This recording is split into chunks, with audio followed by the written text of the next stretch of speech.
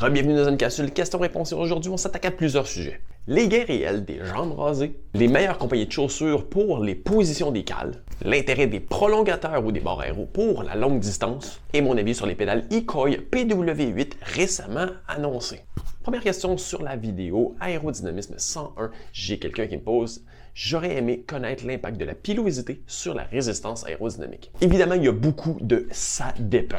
Il y a plusieurs tests qui ont été faits, j'en ai regardé beaucoup d'entre eux. C'est sûr que ça dépend, à quel point on était poilu au début versus après et plein d'autres facteurs. La grosseur des jambes, il y en a beaucoup de facteurs qui peuvent influencer les résultats. Mais on voit très souvent des chiffres de entre 14 et 17 watts à 45 km/h.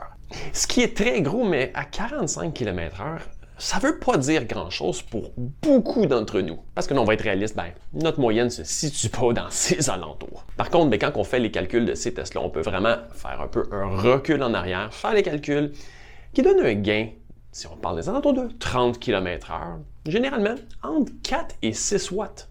Ce qui est aucunement pas négligeable parce que quand on y pense, il y a beaucoup de composantes qui sont vendues à de très fortes sommes qui ne donnent même pas ces résultats. Deuxième question.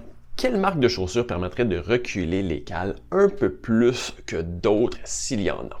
Bon, réservoir de me répéter, moi, la compagnie Lake est définitivement ma favorite et entre autres pour la position des cales qui est beaucoup plus progressive, beaucoup plus reculée vers l'arrière que la majorité des compagnies, en plus avec une plaque de glissement finalement qui permet une beaucoup plus grande plage d'ajustement.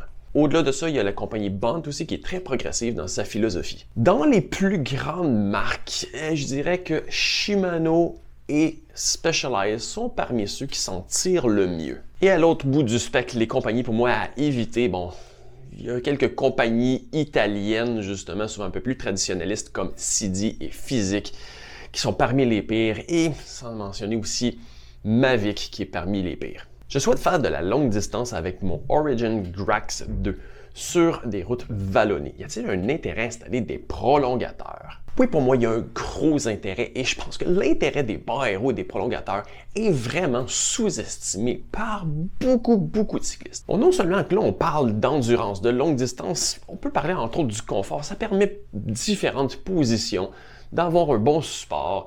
C'est quelque chose pour moi qui déjà là est un aspect positif. Mais au-delà de ça, qu'est-ce qu'il y en est d'un point de vue efficacité? À peu près tous les tests le démontrent en soufflerie que les aérobars, ce que ça permet d'amener comme position, en termes de gain, d'efficacité, c'est plus élevé que n'importe quelle autre composante que vous pouvez vous procurer. Et là, je ne parle pas juste en termes de coût-bénéfice. Non, des barres aéro vont faire une plus grande différence au niveau de l'aérodynamisme, de l'efficacité, de la performance, que n'importe quelle paire de roues haut de gamme à des milliers de dollars. Mais la question à se poser, comme on a ici un cas de, comme plusieurs personnes, que c'est des longues sorties, routes en endurance, ultra-endurance, donc on ne sera pas nécessairement toujours dans les prolongateurs, dans les barres aéro. Donc oui, le gain quand on est dans cette position aéro est définitivement meilleur. Mais est-ce que la pénalité si on roule avec des barres aéro installées sur le vélo, mais on ne les utilise pas, donc on a les mains en la position sur le cintre régulier, est-ce que la pénalité dans cette position-là va être aussi grande? Un des tests que j'ai vus récemment, juste pour donner un ordre de grandeur, donnait un gain aérodynamique dans la position des barres aéro à 35 km/h de 40 watts. Mais la pénalité d'installation des barres aéro sur le vélo sans être dans cette position, était de moins de 5 watts. Bref, si vous passez plus de 1/8 du temps dans les barres aéro, l'avantage global va être plus grand. Donc là, c'est à voir avec le genre de parcours sur lequel vous roulez.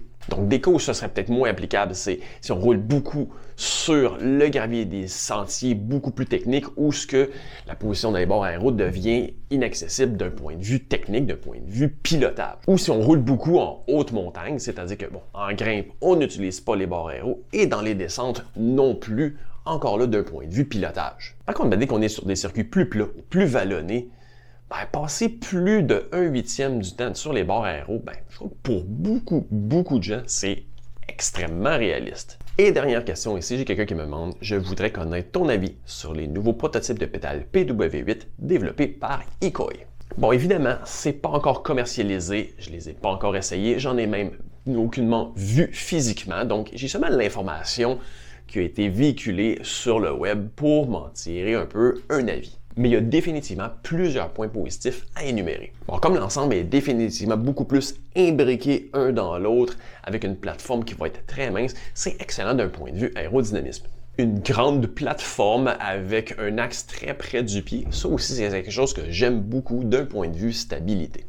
Évidemment, à première vue, ça a l'air d'une chaussure qui va être beaucoup moins enclin à être problématique si on marche avec les chaussures. Mais bon, j'ai quand même quelques réserves, surtout de mon point de vue de spécialiste en ergonomie. Bon, je trouve déjà qu'au niveau de la position de la cale, les pédales qui sont présentement sur le marché manquent déjà, à mon avis, de possibilités d'ajustement et de plage d'ajustement. Et les pédales Lekoi, bon, ont l'air d'avoir un bon ajustement au niveau du recul de cale, pas d'ajustement au niveau de la rotation, mais quand même un ajustement au niveau de la liberté angulaire, mais aussi pas d'ajustement au niveau de la position latérale de la cale. Et le fait de ne pas avoir d'ajustement latéral, ça peut vraiment être un problème, surtout avec quelqu'un dont on va avoir un ajustement au niveau de la rotation des pieds à faire. Donc, il y a quand même une plage d'ajustement, mais qui est quand même moins grande que les produits présentement disponibles sur le marché. Alors que je trouve que la plage est déjà mince.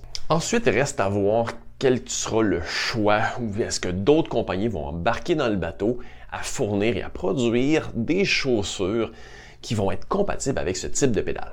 Mais à première vue, je pense que finalement, c'est un produit qui va être vraiment beaucoup plus adapté à une clientèle de coureurs qui recherche vraiment la très haute performance et qui s'adonne à avoir une physionomie qui est déjà adaptée à cette limitation un peu là au niveau de l'ajustement. Donc dans ces cas-là, c'est plusieurs avantages. Donc, il y a beaucoup de points positifs, quelques réserves, reste à voir quand que le produit va être commercialisé. Et aussi, évidemment, je serai le premier à être ravi d'en faire l'essai et de vous en parler. Parce qu'au bout de tout ça, je suis toujours le premier à saluer les compagnies qui essaient de faire de l'innovation et des produits différents de ce qui se fait présentement sur le marché. Évidemment, n'hésitez pas à mettre vos questions, vos commentaires dans les différentes vidéos de cette chaîne et je vous dis à la prochaine.